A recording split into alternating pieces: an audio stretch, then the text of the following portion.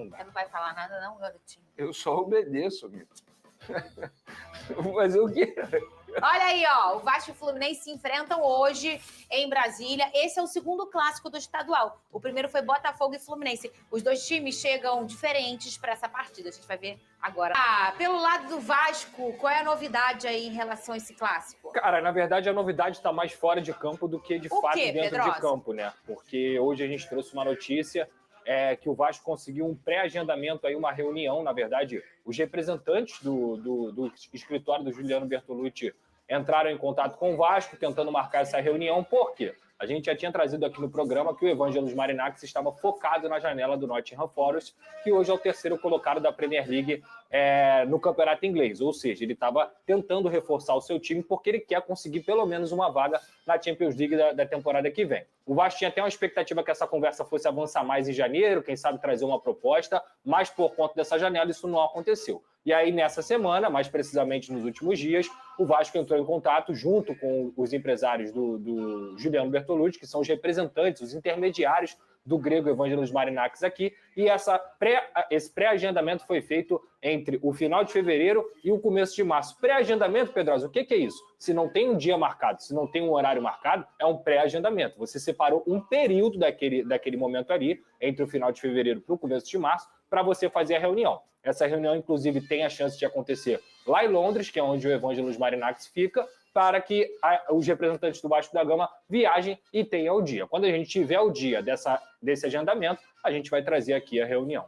E é o futuro do Vasco, Vene Casagrande, nas mãos dessa diretoria e dessa reunião, que, se acontecer, de fato, é o futuro. Se não acontecer, o Vasco vai buscar um outro potencial para comprar a sua SAF, hein, Vene Casagrande? Pois é, e assim, eu acho que isso tem que ser resolvido o quanto antes, porque enquanto não é resolvido, fica essa incerteza, né? Porque, por exemplo, isso pode influenciar, por exemplo, na vinda de um jogador. Esse jogador pode ter uma proposta de um outro clube, sendo que o outro clube está mais estruturado. Vou dar um exemplo aqui do futebol brasileiro. Fortaleza, por exemplo, briga a contratação junto com o Vasco de um jogador. Eu, hoje, escolheria o Fortaleza por conta da incerteza do Vasco da Gama, por conta disso. Isso conta muito no futebol. Claro que hoje em conta, dia, né? Sem sombra de dúvidas. Tanto é que, recentemente, o Bruma preferiu ir para o Benfica, e eu acho que eu, no lugar dele, tomaria a mesma decisão. Não porque o Benfica é maior que o Vasco da Gama, mas por conta da incerteza que o Vasco da Gama vive em determinados momentos aí, fora das quatro linhas. E acho que o Pedrinho precisa resolver essa questão. Para mim, é o grande desafio dele à frente do comando aí do Vasco da Gama como presidente. Saber para quem vender e como vender, porque isso é um processo, a gente pôde ver no próprio Vasco da Gama, que não venderam de maneira correta e aconteceu o que aconteceu. Então, eu tenho certeza que o Pedrinho vai tomar a melhor decisão possível pensando no Vasco da Gama. E um dos principais jogadores do Vasco, o argentino Verratti, já falou à Vasco TV sobre a expectativa para esse clássico. O Pedrosa falou outro dia que o Volta Redonda era ali o primeiro grande confronto para o Vasco. Primeiro teste, né? O Volta Redonda é um time já de Série B, mais preparado. E agora, sim, um clássico mesmo regional contra o Fluminense. O que o Verratti falou sobre isso? Estamos trabalhando para que cada jogo sea mejor. Jugar un clásico siempre es importante, muy importante. Tenemos que hacer un juego muy inteligente, procurando lo que pide el entrenador, pero muy confiante de lo que a gente puede dar dentro do campo. Muito Brasília é Vasco, hein, Pedrosa? Exatamente. Eles estão fazendo essas camisas. Para quem não sabe, esse jogo é lá no Mané Garrincha e o Vasco é o mandante. Então, toda vez que o Vasco vai jogar fora, eles estão fazendo várias ações. Parabéns aí, inclusive, ao departamento de marketing do Vasco, sempre fazendo essas ações para os torcedores do Off-Rio, que sempre abraçam também esse time.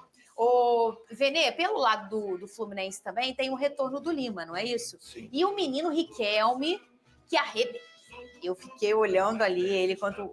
O que quiser dar isso? Não tem jeito, Contra o Botafogo. Menino é bom, hein, Tem que respeitar a categoria de base do Fluminense. Como é que pode, né? Não, o que eles têm em Xerém, ninguém tem.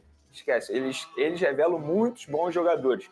Mas acredito que o Riquelme seja uma opção para o segundo tempo, como tem sido aí nesse elenco principal. Confesso para você, Fernandinha, que eu estou mais curioso para ver o John Ares, em que posição e qual função ele vai fazer dentro de campo. Porque hoje o Mano Menezes ele não tem o Ganso, a gente sabe o motivo, e também não tem o Renato Augusto, que são os dois caras mais inteligentes que ele poderia botar ali para fazer as armações das jogadas. Então, recentemente ele chegou a colocar o Ares, mas não deu muito certo. a ver como é que ele vai colocar contra o Vasco da Gama, como que ele vai montar essa equipe do Fluminense, pensando nesse meio de campo aí, armando as jogadas para o setor ofensivo. Vamos olhar... E olha só, as pessoas não estão levando em consideração a importância desse clássico para o Fluminense. O Mano Menezes está na corda bamba, gente. A Yang Fu soltou nota ontem cobrando a melhoria do Fluminense, o desempenho horrível. O Fluminense tem uma vitória em 7 jogos. Inclusive, esse ponto que o Vene trouxe aí do Riquelme, que joga muita bola realmente, é um dos pontos que a torcida tem batido, pelo Riquelme não ser colocado como titular. Na última entrevista coletiva, o Mano Menezes foi perguntado sobre essa não titularidade do Riquelme, sendo que o Isaac, que é um garoto, também tinha sido titular, e o Mano Menezes deu a justificativa que quem joga por aquele lado ali é o Aras, o lado direito. Porém, pela escalação prévia, pelo menos que a gente trouxe, que eu vi ontem, o Serna vai jogar do lado direito e o Aras deve jogar como meio-campo. Então, assim, qual é o motivo para o Riquelme não estar jogando? É mais uma bronca que a torcida do Fluminense tem feito com o Mano Menezes. Eu acho que, além dos resultados, é a questão de desempenho. Não é normal que o Fluminense está passando nesse início de Campeonato Carioca com a equipe que tem. Não. E com um treinador que já vem de uma outra temporada, Exatamente. Porque às vezes está ajustando, coloca dali, coloca daqui. Ô Pedrosa, como ficaria então taticamente esse Fluminense nessa provável escalação? Fábio, o Guga, né? Porque sim, Samuel Xavier são jogadores. O Thiago Silva, o Ignacio ou o Thiago Santos. Gabriel Fuentes, Bernal, Hércules, Arias, Canóbio, Serna, ou o Lima e o Cano. Onde seria o Riquelme aí, se, por exemplo, ele escolhesse o Riquelme? O Riquelme ele pode jogar como ponta direita, porque ele puxa para o meio, como Mas ele no lugar fez. de quem?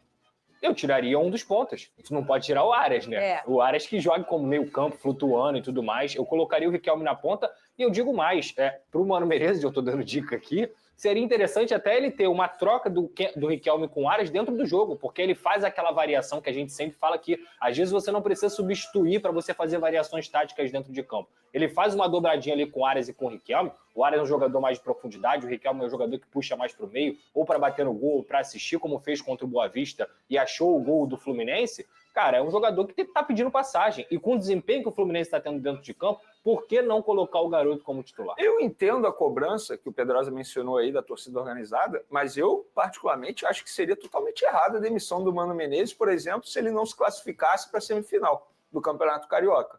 Qual o problema de não se classificar? Sendo bem sincero aqui. Eu vou dar um exemplo. É o desempenho. O desempenho. Beleza, aí eu concordo que tem que ter a cobrança para o desempenho melhorar. Vai acontecer. Agora, a cobrança para ter uma demissão, eu não vejo motivos para isso. Você acabou de começar a temporada. Aí, entre aspas, você perdeu a pré-temporada, sendo que você poderia ter começado com o treinador. Mas vamos pegar sabe um o que exemplo. o torcedor sempre o pensa? Cruzeiro. Será que eu vou levar... será que eu vou arriscar a minha temporada com um treinador que não mas funcionou aí no o torcedor... Não estou falando que é o mas certo aí a diretoria tem que ter o convicção do trabalho do Mano isso. Menezes. É convicção. Totalmente diferente do que aconteceu no Cruzeiro, por exemplo. Depois de 3 jogos no Campeonato Mineiro, eles demitiram o Fernando Diniz. Errado, perderam o tempo de pré-temporada com outro treinador, está chegando agora o Leonardo Jardim. Aí você vai demitir o Mano Menezes agora porque ele não se classificou para a semifinal do Campeonato Carioca? Eu acho um erro. Seria uma tomada de decisão precoce, na minha opinião. A vida do Mano fica mais difícil ainda porque ele enfrentou o Vasco hoje e o Flamengo no próximo final de semana. E, gente... Então vamos dizer, vou dar uma hipótese qualquer, que o Fluminense não vença nenhum desses jogos. Não precisa nem perder, que ele não vença nenhum desses jogos. Eu acho que a situação do Mano fica complicada. E isso não é porque eu corroboro com uma demissão do Mano. Eu já falei aqui, o Campeonato Carioca para mim não é régua de nada. O treinador não pode ser queimado dentro do Campeonato Carioca. Eu estou falando aqui a pressão que a torcida está fazendo. E a pressão o Mano tem que vencer esses 2 jogos. Não, a pressão eu concordo. Agora, pedir demissão eu não concordo. Olha não a classificação. E outra, isso precisa ser mencionado. O que Mano Menezes fez no ano passado, quando ele chegou ao Fluminense, foi milagre, gente. Foi milagre. Só que aquilo ali não é normal. Não é. Isso aí eu concordo. Tem que ter uma cobrança corre risco de ficar fora caso não consiga os resultados da Taça Rio. E isso faz o quê? Acaba prejudicando o Fluminense caso numa questão de Copa do Brasil no ano que vem. Então, portanto, galera, você conseguiu acompanhar nesse momento as palavras do Lucas Pedrosa, do Vene, da Fernanda Maia sobre a situação envolvendo o Vasco da Gama e Fluminense. Além, é claro, também da atualização sobre Marinakis, Evangelos Marinakis. Ele pode realmente ser um novo investidor da equipe do Vasco. Tem ali uma reunião pré-agendada com o presidente do Gigante da Colina. Informação aqui do Resposta Histórica, né, que é um perfil que volta e meia passa várias informações sobre negociação do Vasco. Eles atualizaram assim, Vasco segue negociando com ponta esquerda venezuelano Darwin Max. Marques, né? Acho que é Max que se fala o nome dele. Ele tem 31 anos e atua no Valladolid da Espanha. Jogador que o Vasco está buscando ali para a função de ponta. Já foi especulado Bruma, Brian Rodrigues, Wanderson, vários nomes aí sendo citados, mas o Vasco não consegue fechar nenhuma negociação até o momento. E aí esse nome do Darwin, ele pode surgir aí como uma possibilidade para que o Vasco negocie um atacante para esta temporada de 2025. Você gosta do nome, sim ou não? Quero saber a sua opinião.